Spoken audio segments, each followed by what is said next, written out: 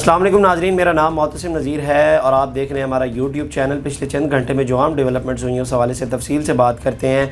Operation true promise 2 जिसका आगाज़ Iran ने इजराइल के ख़िलाफ़ किया है, उसमें मज़ीद डेवलपमेंट हुई है, उस हवाले से भी बात करते हैं।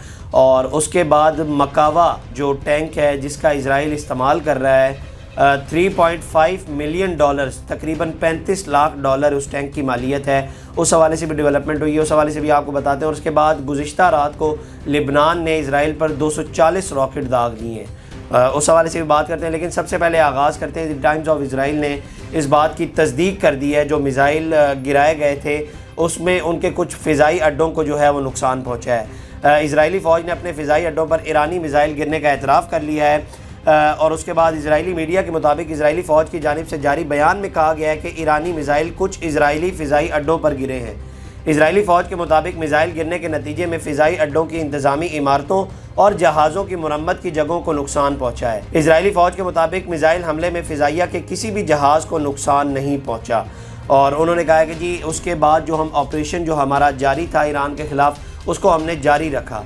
और इसके बाद जो अगली डेवलपमेंट हुई है वो लिबनान के अंदर हुई है। हिज़्बुल्लाह ने एक बड़ी कार्रवाई की है और तकरीबन 4 फ़ौजी और मुतअद्दिद अफराद जो कहा जा रहा है उनको ज़ख्मी किया है वहाँ पर। और कुछ वीडियो सोशल मीडिया पर वायरल हो रही हैं, उसके अंदर देखा जा रहा है जो सयोनी फ़ौजी हैं वो अपने लोगों को उठा के भागते हुए नज़र आ रहे हैं। इससे पहले हमने देखा था कि वो हेलीकॉप्टर के अंदर वैक्यूम करके भागते हुए नज़र आ रहे थे, लेकिन अब जो लेटेस्ट डेवलपमेंट हुई उसके अंदर वीडियोज़ के अंदर ये देखा जा रहा है जो सयोनी फ़ौजी हैं वो अपने लोगों को उठा के भागते हुए नज़र आ रहे हैं। अच्छा जी, अब आ जाते हैं लिबनान के ऊपर। लिबनान ने कल रात को जनाब इजराइल के ऊपर 240 रॉकेट जो हैं वो दाग दिए हैं। उस हवाले से पहले ख़बर जो है वो मैं आपको बताता हूँ, फिर इसके ऊपर थोड़ी सी बात करते हैं। लिबनान से शुमाली इजराइल पर 240 रॉकेट जो है वो दागे गए हैं। इसराइली डिफेंस फोर्सेस के मुताबिक तकरीबन 3 घंटे कबल मगरिबी गलीली पर 70 रॉकेट फायर किए गए जो कि खुले इलाके में गिरे, जबकि एवरी वम पर मज़ीद 2 रॉकेट जो हैं वो फायर किए गए, जिसके बाद मगरिबी गलीली में मज़ीद 30 रॉकेट फायर किए गए जो तमाम खुले इलाके में उनके मुताबिक गिरे हैं। और इन हमलों के दौरान शीशे टूटे हैं और एक शख्स को मामूली चोटें आई हैं, जबकि दीगर ज़ख्मियों की कोई फ़िलहाल इत्तला नहीं मिली। और इसके बाद एक और वीडियो के अंदर हमास ने बड़ी कार्रवाई की है और उसके अंदर जो हमास के अस्करी विंग है अल-कस्साम ब्रिगेडियर ने इजरायली फ़ौज के मुतअद्दिद टैंक जो हैं वो तबाह कर दिए हैं, जो कि मकावा टैंक मैं आपको बता रहा था जिनकी तकरीबन 3.5 मिलियन डॉलर्स मालियत बताई जा रही है, 35 लाख डॉलर। और हमास ने ये दावा किया है कि जनाब हमने उनके 3 टैंक्स जो हैं वो तबाह कर दिए गए हैं और इसकी बाकायदा तौर पर हमास की जानिब से वीडियो भी बनाई गई है। अब ये मकावा टैंक कोई आज से नहीं है, ये 1980 की दिहाई से चलते आ रहे हैं और इसके अंदर भी मुख्तलिफ इक़साम है, मकावा 1, मकावा 2, मकावा 3, इस तरह की इक़साम है। और ये आज से तकरीबन 1 साल पहले इजराइल की जानिब से लॉन्च किए गए थे और कहा यह गया था कि जी चूँकि हमास जो है वो ड्रोन्स का इस्तेमाल करता है अपने हमलों में, तो उसकी वजह से इन टैंक्स का इस्तेमाल हम करेंगे। और इन टैंक्स के जो ऊपर वाले शेल हैं इनको बड़ा मजबूती से तैयार किया गया था और कहा गया था कि जी अगर कोई ड्रोन वाला हमला होता है तो उससे मुकम्मल तौर पर बचा जा सकता है और इस टैंक को कोई नुकसान नहीं पहुंचेगा। लेकिन अब हमास ने उनके ये 3 टैंक भी जो हैं वो तबाह कर दिए हैं और तकरीबन $1 करोड़ का जो है वो इजराइल को एक बार फिर नुकसान हुआ है। अच्छा जी, इसके बाद आगे आ जाते हैं जी, जो वीडियो वायरल हो रही है सोशल मीडिया पर जब ईरान हमला कर रहा था तो वहाँ से जब मैसेज दिया गया था उस हवाले से पहले मैं आपको बताता हूँ। गुज़िश्ता रोज़ इजराइल पर मिज़ाइल हमलों का हुक्म देते हुए ईरानी पासदारान इनकलाब के सरबराह की वीडियो सामने आ गई। वीडियो में देखा जा सकता है कि पासदारान इनकलाब के सरबराह जनरल हुसैन सलामी फ़ोन पर पासदारान इनकलाब की फोर्सेस के सरबराह जनरल हाजी ज़ादे को मिज़ाइल दागने का हुक्म दे रहे हैं। जनरल हुसैन सलामी ने कहा कि ये हमला इस्माइल हनिया और हसन नसरुल्लाह की शहादत का बदला है। बाद अज़ां जनरल सलामी फ़ोन पर ईरानी सदर मसूद से बात करते हुए भी नज़र आए और तकरीबन 200 से ज़ायद मिज़ाइल जो हैं वो दागे गए हैं। ईरान तो 400 मिज़ाइल कहता है, लेकिन अमेरिका और BBC के मुताबिक तकरीबन 180 से 200 मिज़ाइल जो हैं वो दागे गए हैं। इसके बाद आगे आ जाते हैं जी, एक वीडियो सोशल मीडिया पर मिज़ाइलों के हवाले से जो वायरल है जिसके ऊपर ऑपरेशन ट्रू प्रॉमिस 2 के हवाले से मेंशन किया गया है, उस हवाले से पहले मैं आपको बता देता हूँ। ईरान की जानिब से गुज़िश्ता रोज़ इजराइल पर दागे जाने वाले मिज़ाइलों की वीडियो भी सामने आ गई हैं। ईरानी खबर रसां इदारे के मुताबिक जो वीडियो जारी की गई है उसमें देखा जा सकता है कि जी हमले में इस्तेमाल होने वाले मिज़ाइल पर उस हमले का नाम वादा सादिक 2 दर्ज है। ईरानी मिज़ाइल पर हमास के सरबराह इस्माइल हनिया शहीद के हवाले से تحریر بھی دیکھی جا سکتی ہے۔ ویڈیو میں دیکھا جا سکتا ہے کہ ایرانی میزائل پر درج ہے کہ یہ اسماعیل ہنیہ کے خون کا بدلہ ہے۔ اب یہ وعدہ صادق 2 انہوں نے ادھر مینشن کیا، اور اس کو اگر انگلش میں دیکھا جائے تو وہ یہ کہہ رہے ہیں کہ جی آپریشن ٹرو پرومس 2 جو ہے اس کے حوالے سے کہا گیا ہے۔ ایک یہ ویڈیو بھی وائرل ہو رہی ہے۔ اس کے بعد آگے آ جاتے ہیں جی، ایک اور حزب اللہ نے دعویٰ کیا، انہوں نے کہا ہے کہ جی اسرائیل کو پیچھے دھکیلنے کی صلاحیت رکھتے ہیں ہم لوگ۔ انہوں نے اپنی خبر میں کہا ہے کہ جی کہ وہ اسرائیل کو پیچھے دھکیل سکتے ہیں، اس کے پاس کافی وسائل موجود ہیں۔ حزب اللہ کے میڈیا آفس کے سربراہ محمد عفیف، جو حزب اللہ کے آفس کے میڈیا آفس کے سربراہ ہیں، انہوں نے خبر دی ہے، انہوں نے کہا ہے کہ جی ہم دشمن کو باور کروانا چاہتے ہیں کہ یہ صرف پہلا مرحلہ ہے، خدا کے فضل سے اپنے وطن کے لیے خون اور جان کا نذرانہ پیش کرنے کے لیے تیار ہیں۔ ان کا کہنا تھا کہ جو کچھ مرون، الراس اور دیگر علاقوں جیسے اودیسا میں ہوا ہے وہ صرف ایک معمولی کارروائی ہے۔ انہوں نے یہ بھی کہا کہ اسرائیل کی فضائی برتری زمین پر نقصان میں بدل جائے گی۔ حزب اللہ کا یہ بیان اسرائیل اور لبنان کے درمیان جاری کشیدگی کے پس منظر میں سامنے آیا۔ اب جو معاملہ جس طرح سے ان کو وہاں پر ٹارگٹ کیا جا رہا ہے لبنان میں، اور ہم نے دیکھا اس سے پہلے غزہ کے اندر جو واقعات چل رہے ہیں، اور جو اب تک رپورٹس آئی ہیں اس کے اندر یہ کہا جا رہا ہے تقریباً 43,600 افراد کو جو ہے وہ شہید کر دیا گیا ہے، اور یہ ایک بہت بڑی فگر ہے، اور 96,000 سے زائد لوگوں کو وہاں پر زخمی کیا گیا ہے۔ یہ ایک بہت بڑی فگرز ہے، اور اس معاملے کے بعد جو ہے وہ کہا جا رہا ہے کہ جی ایران کہہ رہا ہے کہ جی ہم پیچھے نہیں ہٹیں گے، اور اسی حوالے سے خبر آئی ہے۔ اچھا جی، اس کے بعد اب آگے آ جاتے ہیں۔ آیت اللہ خامنئی نے اسرائیل سے حملے کے حوالے سے حسن نصر اللہ کو آگاہ کیا تھا۔ اس حوالے سے جو خبر آئی ہے پہلے وہ میں آپ کو بتا دیتا ہوں۔ خبر رساں ایجنسی رائٹرز نے ایرانی ذرائع سے انکشاف کیا ہے کہ ایران کے سپریم لیڈر آیت اللہ خامنئی نے حسن نصر اللہ کو اسرائیلی منصوبے سے خبردار کیا تھا، اور حملے سے کئی روز پہلے حسن نصر اللہ کو لبنان جانے کا بھی کہا تھا۔ ایرانی ذرائع نے حسن نصر اللہ کے قتل کی اسرائیلی سازش سے متعلق خبر ایجنسی سے گفتگو کی ہے۔ ایرانی ذرائع کے مطابق سپریم لیڈر آیت اللہ خامنئی نے حسن نصر اللہ کو اسرائیلی منصوبے سے خبردار کیا تھا۔ خامنئی نے اسرائیلی حملے سے کئی روز پہلے حسن نصر اللہ کو لبنان جانے کا بھی کہا تھا۔ امریکی صدر جو بائیڈن ہے، انہوں نے ایک بار پھر بیان دیا۔ وہ بیان میں کیا کہا ہے وہ پہلے میں آپ کو بتاتا ہوں۔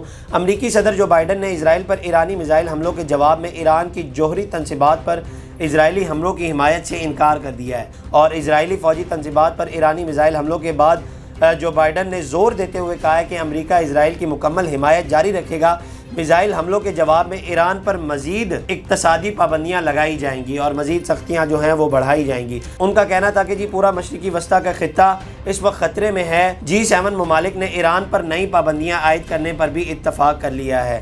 اور آپ کو بتاتے چلیں کہ اس سے قبل ایران نے جو حملہ کیا تھا، جو 400 میزائل جو 2 روز قبل مارے تھے، اس کا یہ ریئیکشن آ رہا ہے، اور کہا یہ جا رہا ہے کہ جو باقی جو G7 ممالک ہیں انہوں نے بھی جو نئی پابندیاں وہ ایران پر عائد کرنے پر اتفاق کیا ہے۔ اور امریکہ نے پہلے بھی اس بات کا اعلان کیا تھا کہ وہ اسرائیل کے ساتھ اپنی مکمل حمایت کا اعلان کرتے ہیں۔ اس کے بعد آگے آ جاتے ہیں جی ایران کے حوالے سے۔ ایک اور ایران نے ایک بڑی سٹیٹمنٹ دی ہے۔ انہوں نے کہا ہے کہ جی سفارت کاری بار بار ناکام رہی، ثابت ہوا کہ اسرائیل صرف طاقت کی زبان سمجھتا ہے۔ ایران کے سفیر امیر سید ایروانی نے سلامتی کونسل کے اجلاس سے خطاب کرتے ہوئے ایران کے اسرائیل پر میزائل حملے کا بھرپور دفاع کرتے ہوئے کہ اسرائیل کے خلاف میزائل حملے گزشتہ 2 ماہ کے دوران اسرائیل کی مسلسل دہشت گردانہ اور جارحانہ کارروائیوں کا متناسب جواب تھے، اور یہ حملے خطے میں طاقت کے توازن اور ڈیٹرننس کی بحالی کے لیے ضروری تھے۔ انہوں نے سلامتی کونسل کو بتایا کہ اسرائیل کے خلاف یہ کارروائی اقوام متحدہ کی چارٹر کے آرٹیکل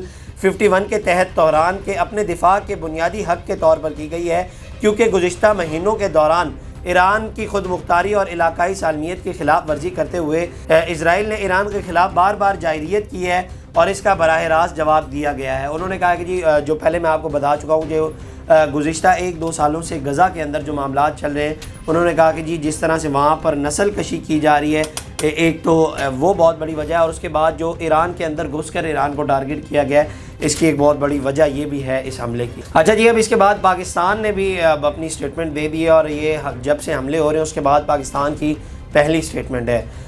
تو کل رات کو باقاعدہ طور پر جناب ایک پریس ریلیز جاری کی گئی ہے، جس میں حالیہ کشیدگی کے اوپر اپنا پوائنٹ آف ویو دیا گیا ہے۔ مشرقی وسطیٰ کی بگڑتی ہوئی صورتحال پر انہوں نے پاکستان نے تشویش کا اظہار کیا ہے، اور فریقین پر جنگ ختم کرنے اور تنازعات کے حل پر بھی زور دیا ہے۔ دفتر خارجہ کے ترجمان ممتاز بلوچ نے اپنے بیان میں کہا ہے کہ پاکستان کو مشرق وسطیٰ میں بڑھتی ہوئی جنگی صورتحال پر گہری تشویش ہے اور تمام فریقین کو چاہیے کہ وہ امن کو ترجیح دیں، اور انہوں نے کہا کہ جی اسرائیل نے بین الاقوامی قانون اور اقوام متحدہ کے چارٹر میں مسلسل خلاف ورزیاں کر رہا ہے اور اس نے سنگین انسانی بحران کو جنم دیتے ہوئے غزہ میں جاری نسل کشی نے خطے کے امن و سلامتی کو خطرے میں ڈال دیا ہے۔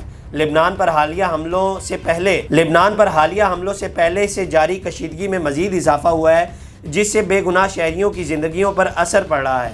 انہوں نے کہا ہے کہ یہ وقت کی اہم ضرورت ہے کہ تمام فریقین پیچھے ہٹیں اور عالمی برادری کو فوری طور پر اقدامات کریں تاکہ صورتحال کو مزید بگڑنے سے جو ہے وہ روکا جا سکے۔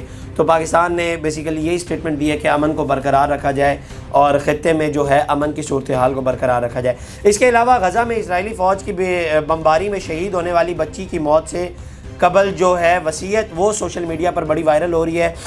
10 سالہ بچی ریشا نے اپنی شہادت سے قبل ایک تحریری نوٹ چھوڑا تھا جو اسرائیلی بمباری کے بعد اس کے گھر کے ملبے سے امدادی ٹیموں کو ملا ہے۔ اس نوٹ میں لکھا گیا کہ میری وصیت جو ہے جب میں شہید ہو جاؤں تو میرے کپڑے ضرورت مندوں میں تقسیم کیے جائیں اور میری چیزیں جو ہیں وہ میری کزنوں میں بانٹ دی جائیں۔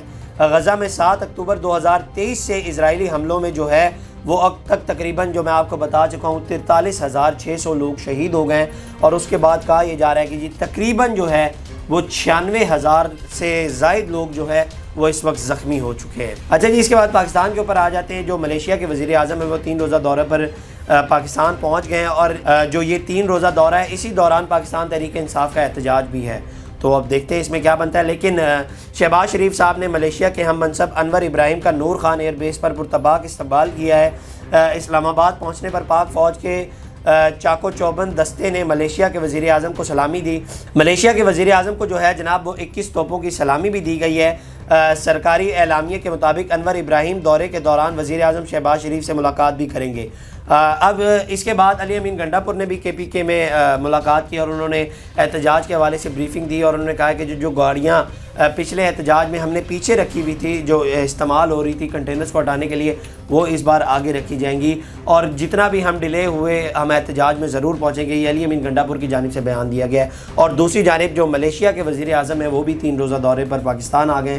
اب اگر اس طرح کی صورتحال میں اگر ماضی کو دیکھا جائے تو صورتحال سنگین ہوتی ہے، اور اگر سنگین ہوتی ہے تو جو ملیشیا کے وزیر اعظم آئے ہوئے ہیں ان کا دورہ بھی اس سے کسی حد تک متاثر ہوگا، تو معاملات کسی حد تک پاکستان میں جو ہیں وہ نظر آ رہے ہیں کہ کسی حد تک صورتحال جو ہے وہ خراب ہوگی۔ خیر دیکھتے ہیں اس میں مزید کیا ڈیولپمنٹس ہوتی ہیں۔ اس کے بعد آگے آ جاتے ہیں جی کھیل کے حوالے سے تھوڑی سی بات کر لیتے ہیں۔ پاکستان ٹیم کے جو سابق کپتان، اب تو میں انہیں کہوں گا، انہوں نے ون ڈے کی جو کپتانی ہے اس سے ریٹائرمنٹ لے لی ہے۔ انہوں نے اپنے بیان میں کہا ہے کہ جی کہ میں ون ڈے کی جو کپتانی ہے اس سے ریٹائرمنٹ لیتا ہوں اور میں ایز اے پلیئر اپنی ٹیم کے لیے حاضر ہوں۔ کہا یہ جا رہا ہے جو گیری کرسٹن پاکستان کرکٹ ٹیم کے ہیڈ کوچ ہیں، انہوں نے کہا تھا کہ جی یہ صرف T20 کی قیادت کریں اور ون ڈے کی قیادت چھوڑ دیں، جس کے بعد بابر اعظم کو حوالے سے یہ بھی خبریں آ رہی ہیں، جو سپورٹس جرنلسٹ ہیں وہ یہ کہہ رہے ہیں کہ کچھ فیصلوں کے اندر بابر اعظم کو اعتماد میں نہیں لیا جا رہا، جس کی وجہ سے انہوں نے یہ فیصلہ کیا ہے۔ فرسٹریشن میں انہوں نے یہ فیصلہ کیا ہے، یہ کس میں فیصلہ کیا ہے، لیکن انہوں نے یہ فیصلہ کیا ہے اور انہوں نے ون ڈے کپتانی سے جو ہے وہ ریٹائرمنٹ لے لیا، اور خبریں یہ آ رہی ہیں کہ محمد رضوان کو جو ہے وہ اگلا کپتان بنانے کا امکان ہے، جس کے حوالے سے شاہد افریدی نے بھی کہا ہے اور سپورٹس جرنلسٹ بھی یہ کہہ رہے ہیں کہ اگلے کپتان مائٹ بھی پاسبل کہ محمد رضوان ہو۔ یہ تھی جناب خبریں، ہم نے کوشش کی جو ایران اور اسرائیل اور لبنان والا جو معاملہ ہے اس حوالے سے بھی آپ کو آگاہ کیا، اور اس کے بعد پاکستان کی بھی چند خبریں آپ تک رکھیں اور پاکستان کا موقف بھی رکھا۔ اب تک کے لیے اتنا، اپنے میزبان کو دیجیے اجازت، اللہ نگہبان۔ اس طرح کی اور ویڈیوز دیکھنے کے لیے سبسکرائب کیجیے ہمارا چینل اور دیکھتے رہیے PSPKG نیوز۔